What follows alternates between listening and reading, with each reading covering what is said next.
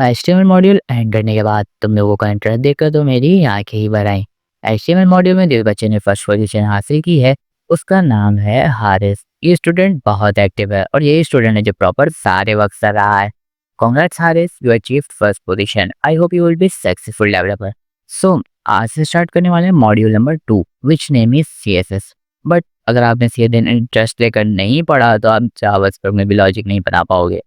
So most of the student यही mistake करते हैं, सीएसएस ढंग से सीखते ही नहीं और फिर जावास्क्रिप्ट में आके फंस जाते हैं। उनका लॉजिकल स्किल एकदम डाउन चला जाता है। तो सीएसएस को इंटरेस्ट के साथ सीखना, क्योंकि इस तरीके के प्रोजेक्ट में सीएसएस बहुत इंपॉर्टेंट रोल प्ले करती है। तो सीएसएस की फुल फॉर्म होती है कैस्केडिंग स्टाइल शीट। चलो अब इसे सीखते हैं प्रैक्टिकल से, और थ्योरी बेस में व्हाट्सएप चैनल पर अपलोड कर दूंगा। और इस क्लास का टेस्ट भी मैं व्हाट्सएप चैनल पे ही लूंगा जो एमसीक्यूज बेस पे होगा। सो चलते हैं कंप्यूटर स्क्रीन की तरफ। तो सीएसएस की फुल फॉर्म होती है cascading style sheet. Style sheet का मतलब होता है जिस शीट में तुम स्टाइलिंग करोगे, और कैस्केडिंग का मतलब होता है प्रायोरिटी सिस्टम। प्रायोरिटी सिस्टम क्या होता है, चलो सीखते हैं। देखो सीएसएस जो है अप्लाई करने के 3 तरीके होते हैं। एक होता है इनलाइन स्टाइल शीट, एक होता है इंटरनल स्टाइल शीट, और एक होता है एक्सटर्नल स्टाइल शीट। ठीक है। अब इनलाइन क्या होता है? इनलाइन स्टाइल शीट ही होता है, फॉर एग्जाम्पल मैंने यहाँ पे एक डिव ले लिया, नहीं चलो तुम्हें आसानी से समझाने के लिए H1 ले लेते हैं। ठीक है। अब मैं यहाँ पे लिखता हूँ सब्सक्राइब। सब्सक्राइब रेड कलर का होता है। अब मुझे दूसरी जगहों पे नहीं जाना है, यानी दूसरी फाइल नहीं बनानी, मुझे इसी के अंदर स्टाइलिंग करनी है, स्टैक के अंदर। तो मैं क्या करूँगा, स्टाइल का एट्रीब्यूट लगाऊंगा और यहाँ पे मैं कोई भी CSS की प्रॉपर्टी दे दूंगा। ये फॉर एग्जाम्पल रेड। अब इसको हम चला के दिखाता हूँ मैं। हाँ, देखो बैकग्राउंड का कलर हो गया रेड, यानी कि ये H1 के अंदर ही हमने स्टाइलिंग कर ली।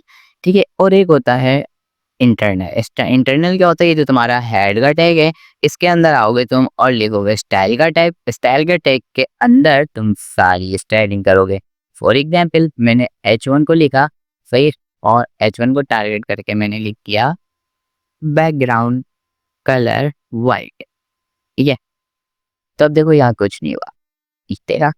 ये होता है प्रायोरिटी सिस्टम। प्रायोरिटी होता है कि अगर आपने स्टैक के अंदर कोई स्टाइल लिख दिया, उसके बाद आप इधर आके लिखोगे, तो सीएसएस जो है पहली प्रायोरिटी आपको इनलाइन स्टाइल शीट की देगा, यानी कि कोई ये वाली अप्लाई नहीं करेगा। जो टैग के अंदर आपने लगाया होगा यानी इनलाइन स्टाइल शीट करी होगी, वो उसको प्रायोरिटी देगा।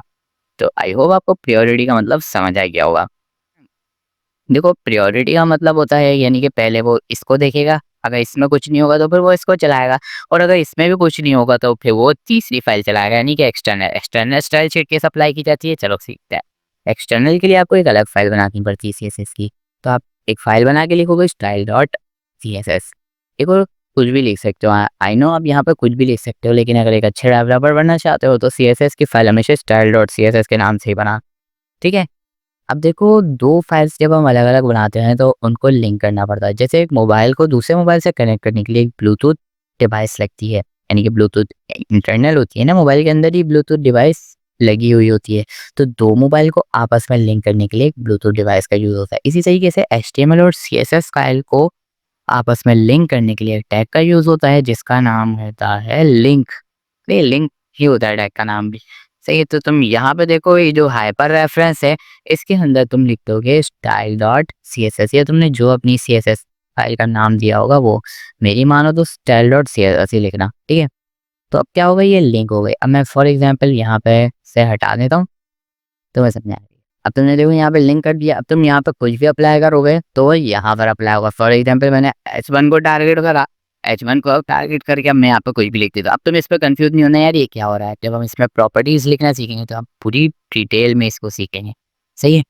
तो अब मैं यहाँ पे लिख देता हूँ बैकग्राउंड कलर ब्लू कर देता हूँ। चलो, तो देखो यहाँ पे हो गया ब्लू। कलर वाइट कर देता हूँ, और सॉरी कलर रेड कर देता हूँ। देखो यहाँ पर रेड हो गया। सही है। वहीं अगर आकर मैं इधर अंदर ही लिख दूँ, स्टाइल लिखूँ और लिख दूँ बैकग्राउंड कलर वाइट, तो देखो यहाँ पे वाइट हो जाएगा। क्यों? क्योंकि ये फर्स्ट प्रायोरिटी है। अगर आपसे कोई कैस्केडिंग का मतलब पूछे तो आप बोलना कि इसका मतलब होता है प्रायोरिटी सिस्टम। प्रायोरिटी सिस्टम में सबसे पहले इनलाइन आती है, फिर आती है इंटरनल, उसके बाद आती है एक्सटर्नल। यानी कि फर्स्ट प्रायोरिटी हमारी इनलाइन को मिलेगी, सेकंड प्रायोरिटी हमारी इंटरनल को मिलेगी और थर्ड प्रायोरिटी हमारी एक्सटर्नल को मिलेगी। तो आई होप आपको कैस्केडिंग स्टाइल शीट का मतलब डिटेल में समझ आ गया होगा। अब अगली क्लास में हम प्रायोरिटीज नहीं, प्रॉपर्टीज लिखना सीखेंगे। सो मिलता है नेक्स्ट वीडियो में, तब तक चैनल को सब्सक्राइब करो।